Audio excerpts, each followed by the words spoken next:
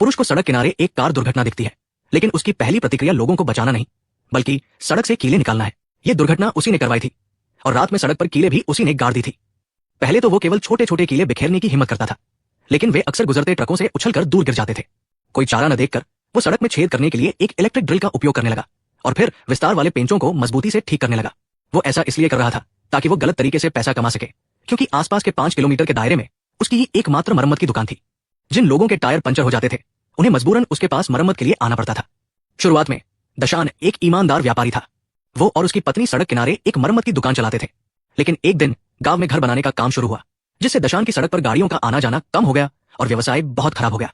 निर्माण ट्रकों से उड़ने वाली धूल के कारण वे दोनों ठीक से खाना भी नहीं खा पाते थे। इसके लिए दशान ने निर्माण स्थल पर हंगामा किया। उसने मांग की कि ट्रक हाईवे से जाएं और मुआवजा दे।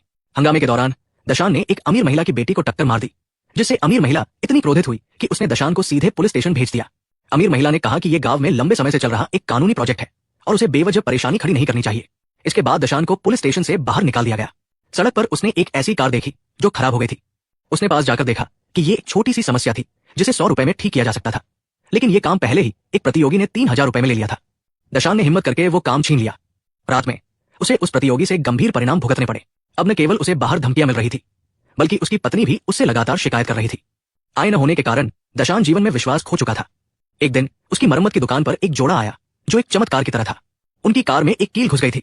ये एक छोटी सी समस्या थी जिसे 200 रुपए से कम में हल किया जा सकता था, लेकिन दशान ने सीधे 5800 रुपए मांग लिए। ग्राहक नाखुश होते हुए भी अपनी प्रेमिका के सामने शर्मिंदा न होने के लिए चुपचाप भुगतान कर देता है। मीठा स्वाद चखने के बाद दशान अब बुराई से भरा हुआ था, तो आदमी ने अपनी अंतरात्मा को ताक पर रखकर आधी रात को चुपचाप सड़क पर धातु के टुकड़े फेंकना शुरू कर दिया। अगले दिन गुजरने वाली कारों के टायर पंचर हो गए और आदमी का व्यवसाय बहुत बढ़ गया। हर दिन बड़ी मात्रा में मरम्मत शुल्क उसके पास आता था। शुरुआत में पत्नी ने आदमी को रोकने की कोशिश की, लेकिन पैसों के मोह में आकर वो भी इस गलत काम में शामिल हो गई, जिसके दुष्परिणामों से वे अनजान थे। एक दिन निर्माण स्थल की महिला बॉस की कार का भी टायर पंचर हो गया। बदला लेने वाला आदमी पहले उसकी मदद नहीं करना चाहता था, लेकिन महिला बॉस ने सीधे दोगुनी कीमत की पेशकश की। अपनी पत्नी के समझाने पर आदमी ने महिला बॉस की कार ठीक करने के लिए सहमति दे दी। मरम्मत के बाद आदमी ने सीधे महिला बॉस से 88,000 रुपए मांगे। ये सुनकर महिला बॉस चौंक गई। 2 टायरों के लिए इतना महंगा क्यों? आदमी ने समझाया कि कार के एक्सल भी बदल दिए गए थे और दोगुनी मरम्मत शुल्क के साथ ये इतनी ही राशि बनती थी। महिला बॉस ने आदमी से बहस करने की जहमत नहीं उठाई और सीधे अपने ट्रंक से नोटों का एक बंडल निकाला और आदमी को दे दिया। जाते जाते उसने उन दोनों पति पत्नी पर आरोप लगाया कि उनका कोई नैतिक स्तर नहीं है और वे जीवन भर गरीब रहने के लायक है। पति पत्नी ने इसकी परवाह नहीं की। उन्हें लगा कि ईमानदारी और अंतरात्मा का कोई मूल्य नहीं है, जबकि उनके हाथ में पैसा था। स्थायी समाधान के लिए, ताकि उन्हें हर रात कीले न फेंकनी पड़े, पति पत्नी ने सड़क पर कीले बोना शुरू कर दिया। इसी बीच महिला बॉस की बेटी लापता हो गई। पुलिस ने महिला बॉस से पूछा कि क्या उसने किसी को नाराज किया है। महिला बॉस ने सोचा शायद सिर्फ कार मैकेनिक।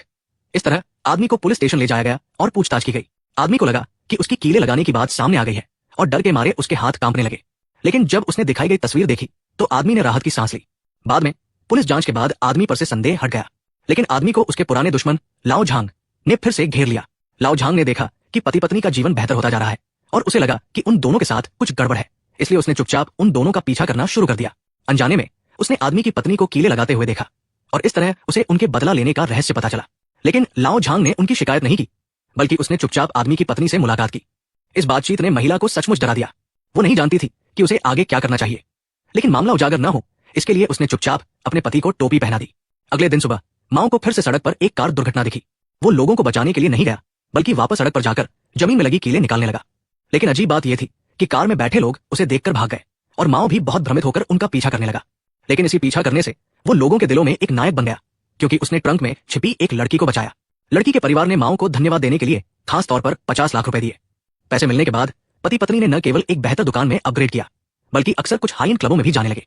उन्हें लगा था कि उनका जीवन बेहतर होता जाएगा, लेकिन एक दिन अस्पताल में एक मरीज को लाया गया जिसकी जान नहीं बचाई जा सकी। माओ को जब स्थिति का पता चला तो उसने पाया कि ये वही आदमी था जिसे उसी ने नुकसान पहुंचाया था। माओ अस्पताल के बाहर बैठकर बहुत पछता रहा था। तभी लाओ वांग उसके पास आया और माओ को जमकर डांटा, क्योंकि दुर्घटना में मारा गया आदमी उसका भतीजा था। माओ को तब एहसास हुआ कि उसके बुरे काम पहले ही सामने आ चुके हैं, इसलिए वो जल्दी से घर वापस गया और उन सभी काले धन को जलाने की तैयारी करने लगा। लेकिन उसकी पत्नी ने उसे पूरी तरह से रोक दिया। लेकिन अब बहुत देर हो चुकी थी। लाओ वांग ने पहले ही पुलिस को सूचित कर दिया था और अब उन्हें बस इंतजार करना था। वो सड़क पर लगी उन कीलों को निकालना चाहता था, लेकिन वे किसी भी तरह से नहीं निकल रही थी। ये फिल्म हमें बताती है कि पैसा कमाने के लिए सही रास्ता अपनाना चाहिए। गलत तरीके कभी सफल नहीं होते।